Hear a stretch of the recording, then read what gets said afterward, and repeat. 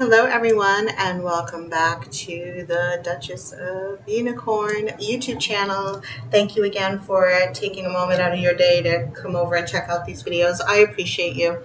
So I have 2,100 plus subscribers and more than 67, I think, thousand views. So my mission this year is to turn those views into subscribers. So won't you help me by sharing and of course subscribing yourself. Hit the alert button, that helps, and you can check out anytime I upload, you won't miss any. I try to do them more frequently than ever now, especially because now we're ramping back up. The economy is ramping back up, so they say, and there's a lot more current relevant Meghan news coming out. And so I want to stay on top of that. And I have to clarify for just a moment in this video that by no means is this anything of a channel that's against or for. It's really to look at some of the PR and some of the media moves that Meghan does, and kind of I'm sharing my critique of them, my thoughts, and you can call this gossip, whatever you want to call it. However, it is my thoughts and views, and it's well researched. And yes, I do make mistakes, so when I do, you can certainly point those out, and with a link reference, and I will certainly go back and check that out and make a correction as needed, which I have done once, I believe, so far. So that's right. My mission is to grow this channel. I have a blog now, and I want to point that out, and I'll be doing so in the beginning of each video for just a few minutes. The DOU, and that is short for the Duchess of Unicorn, and that is the blog. You can find that on Blogger. It's brand new, so we'll be posting once or twice a month, and subscribe here so you don't miss any of those.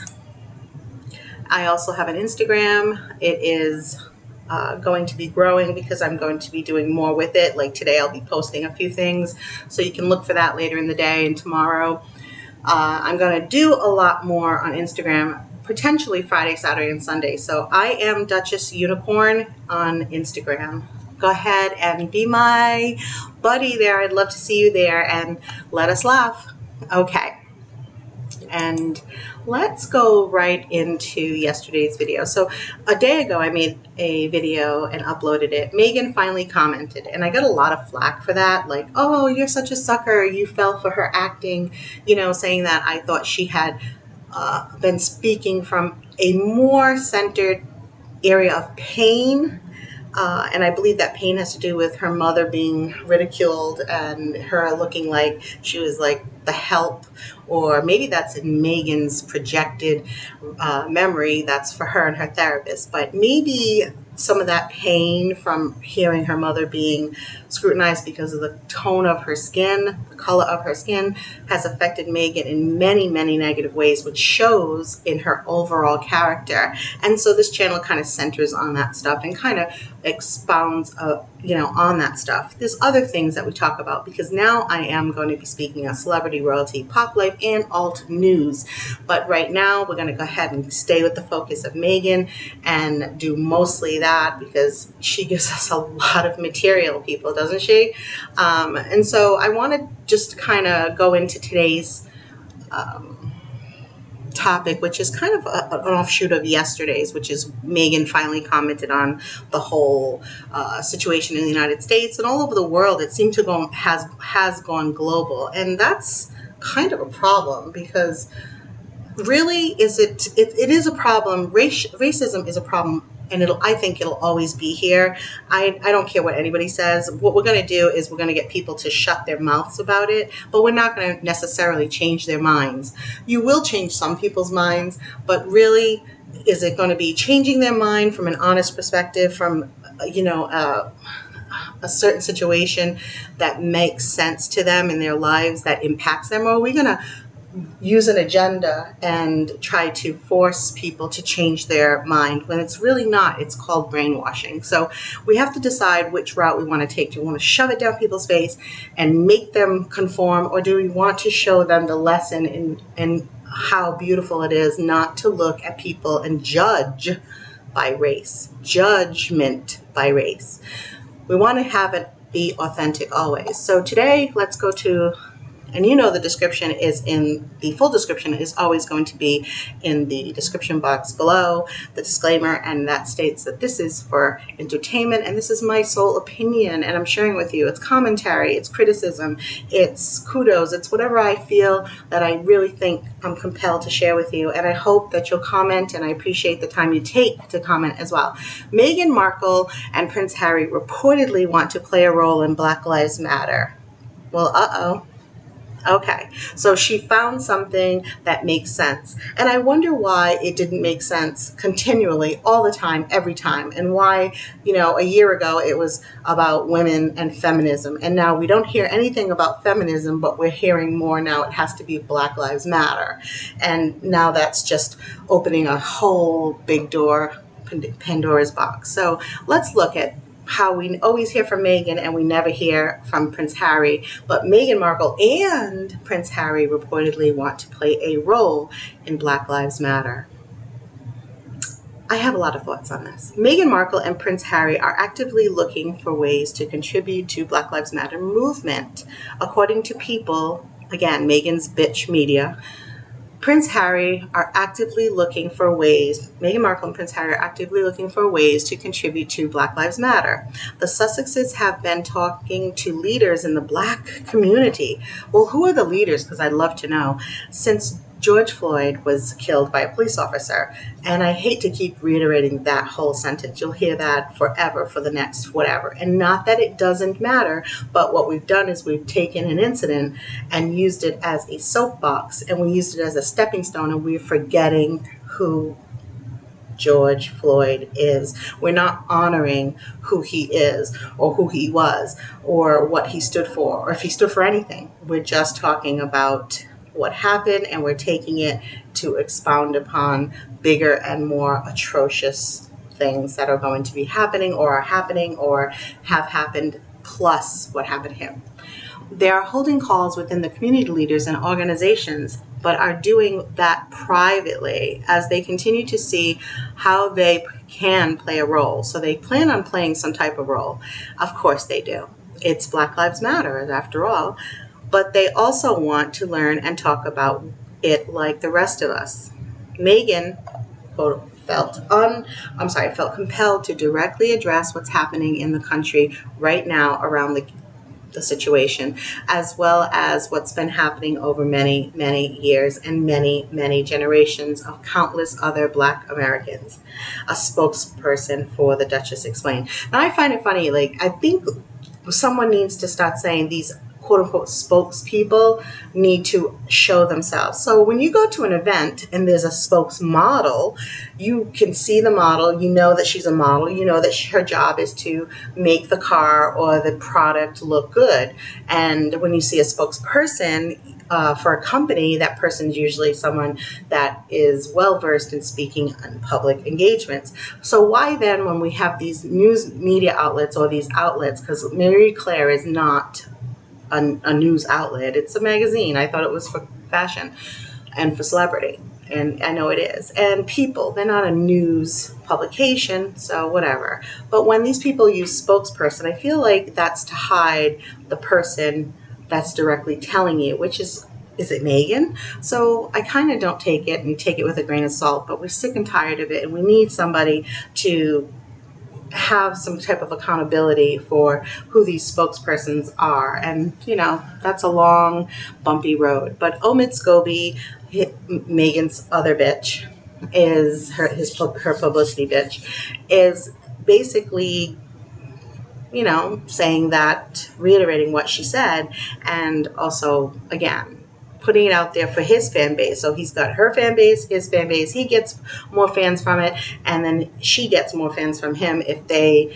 like him. I don't really have an opinion either way. But let's go and see, why would Meghan want to align herself with Black Lives Matter? We always talk about, in my videos, and other people I'm sure do too, but we talk about how there must be some type of handlers or some type of bigger person or organization or group of people, or however you want to say it, involved in this whole alignment between this actress in America and this British royal, the last eligible bachelor British royal at this time, Prince Harry, that they came together. And Meghan came out of Pluto, actually Neptune, and nobody had heard of her basically until she showed up with the redhead guy on a date, and somebody decided that these two, make sense. And so why do they make sense? And so let's look at Black Lives Matter. Let's look about Black Lives Matter, because a lot of people think they know what Black Lives Matter is, because it's a pretty simple term. Black Lives Matter, right? Black lives make sense. They matter. They're important, right? But let's talk about Black Lives Matter. Black Lives Matter was founded, so it's an organization, people, in 2013 in response to the acquittal of Trayvon Martin's murderer. Black Lives Matter Foundation, Inc. is a global organization in the United States, UK, and Canada, whose mission is to eradicate white supremacy and build local power to intervene in violence inflicted on Black communities by the state and vigilantes, by combating and countering acts of violence, creating space for Black imagination and innovation, and centering Black joy. I didn't know joy had a color. Like, I thought joy equals happiness or euphoria or just plain old good old fashioned happiness. But yet we've taken the word joy and we said it's relative to just the Black culture. So Black people have lost their joy, and now they need to have a program or an organization that helps them find it again. So this organization centers on creating a space for Black imagination, Black innovation, centering Black joy.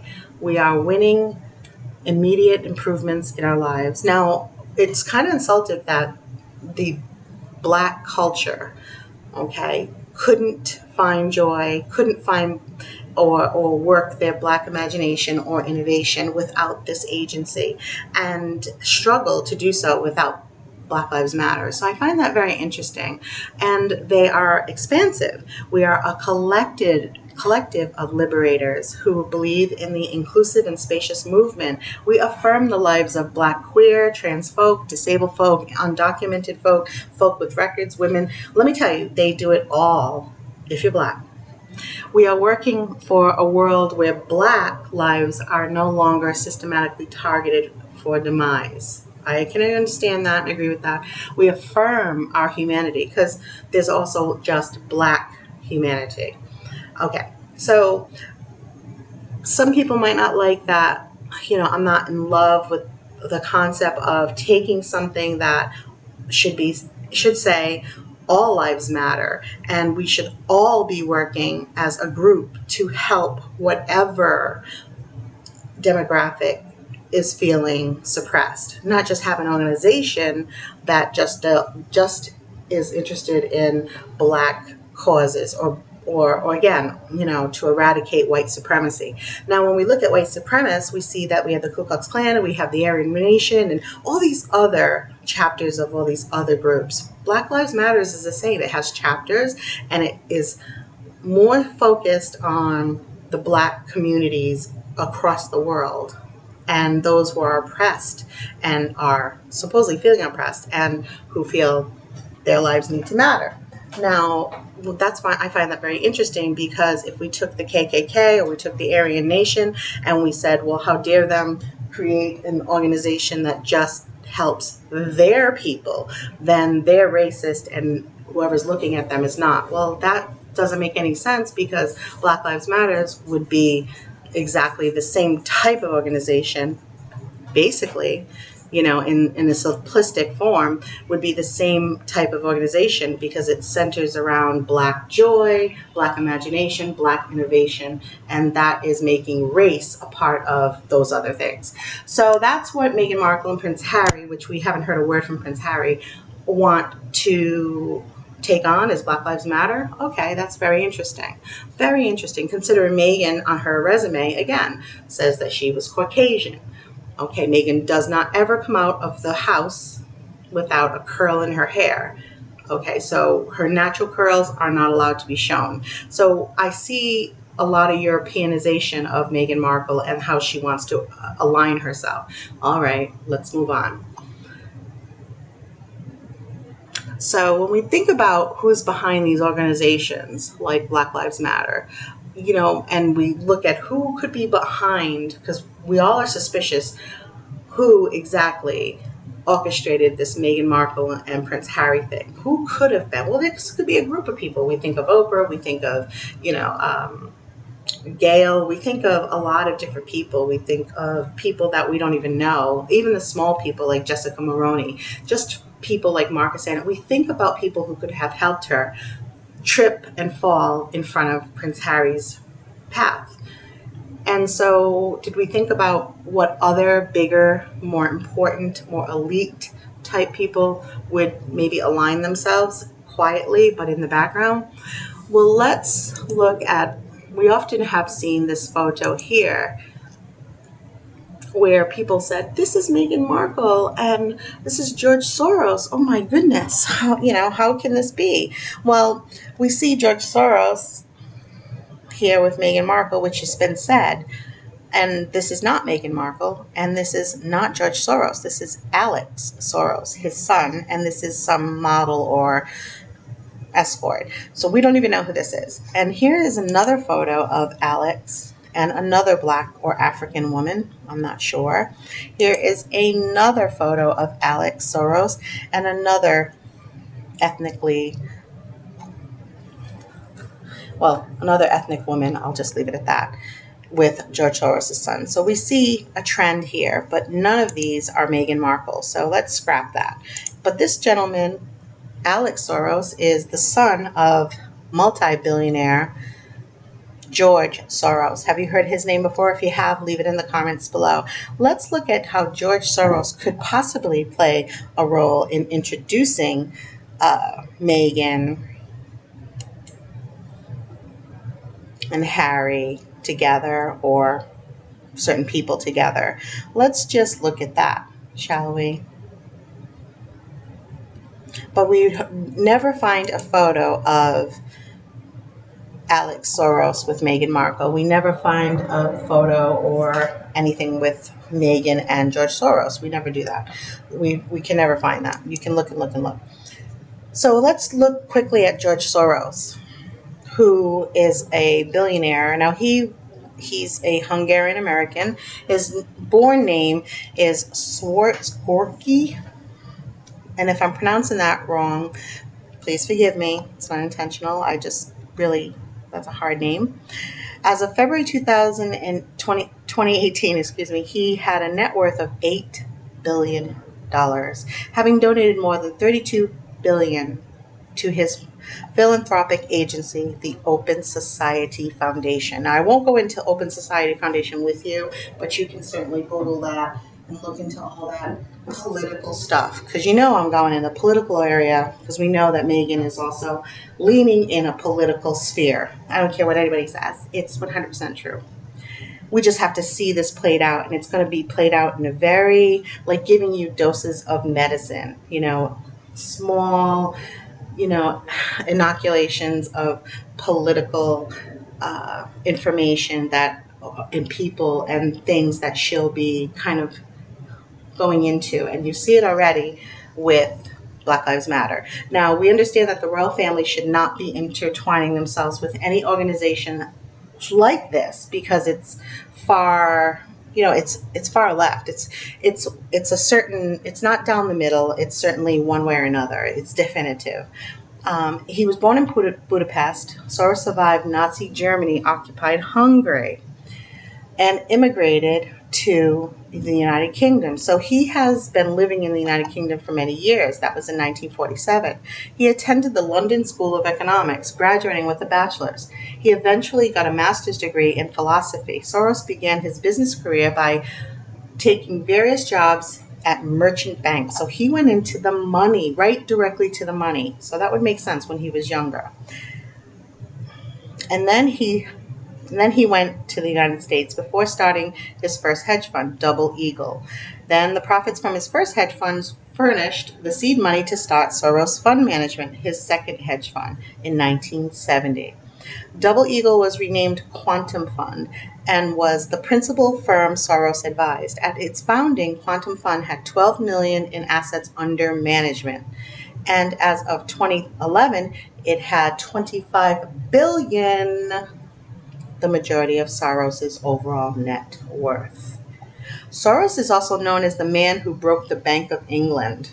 Now, you can go ahead and look at that, people, especially my UK people, and maybe you know more about that than I do since it's your country, but I can tell you that when you're known as the man who broke the Bank of England, it doesn't need much more explaining, but we do know that it affected the overall firm. You know, it really must have been something that they were cackling about behind closed doors for many, many years. 92, Black Wednesday, UK currency crisis. So I'm going to skip everything else. What we want to know is a list of organizations that he gives his money to. So let's see if we can find that.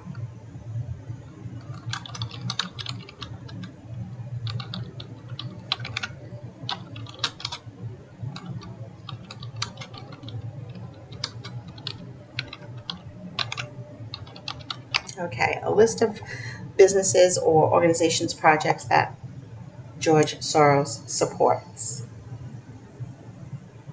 I'm making a point here. Just stay with me for a few more minutes. We're at 21 minutes so far. Okay, so here's a list of projects supported by George Soros on Wikipedia. You can look that up yourself. I'll try to remember to put the link in the video. In the UK, have heard of that before. European Movement UK. Wow. He has funded or helped found this agency.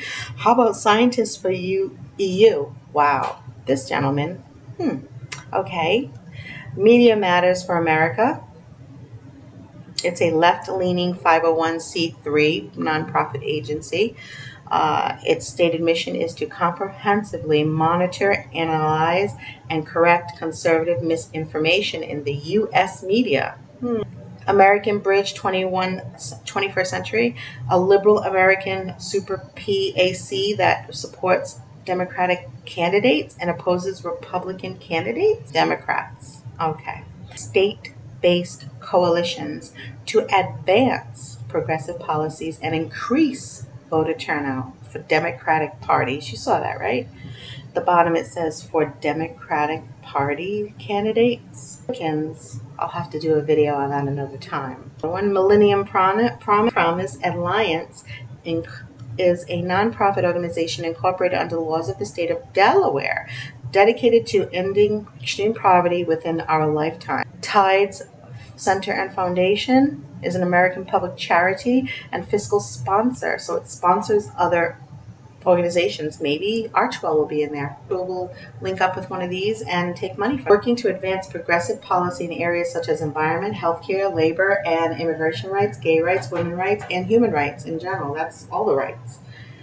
Wikimedia Endowment. Wikimedia Foundation is an American nonprofit and charitable organization headquartered in San Francisco, California. It is mostly known for participating in Wikimedia movement. It owns the internet domain names of many movement projects and hosts like Wikipedia. And finally, where the juice of what we wanted to get at was Black Lives Matter.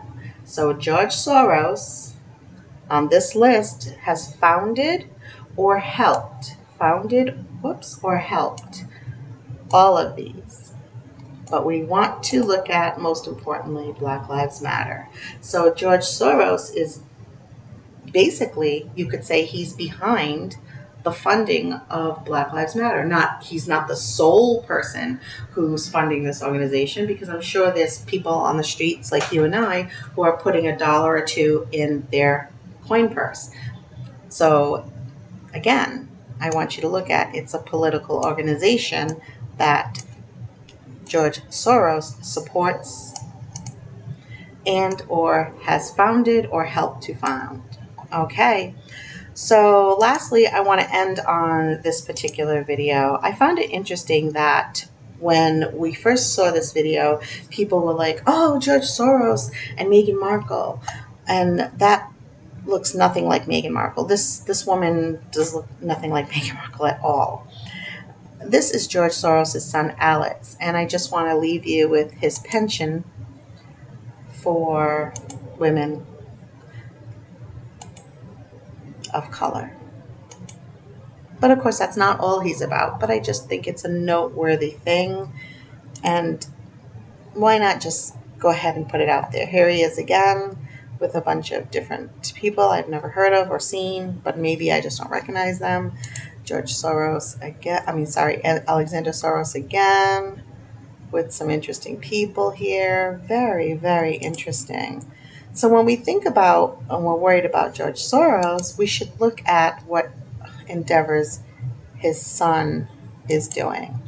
And why? Why then did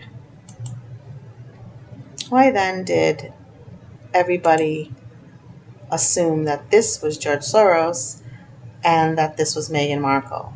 Maybe someone just wanted us to put attention on his son. And I'm going to leave it at that, because I think that if we just try to just realize that these people are intertwined, and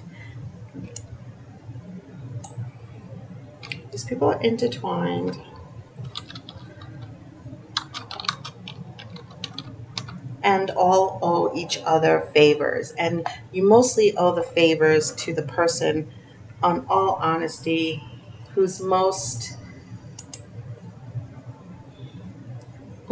done the most for you. And of course, the richest person is the person in charge. And I don't care what anybody says. That is always going to be the truth. All right, people, I will see you in the next video. Remember to subscribe. Remember to ring the alert bell. And remember to come back. And I am reading comments, so leave your comment and let me know what you think. Your thoughts are important. I will see you in the next video. Bye.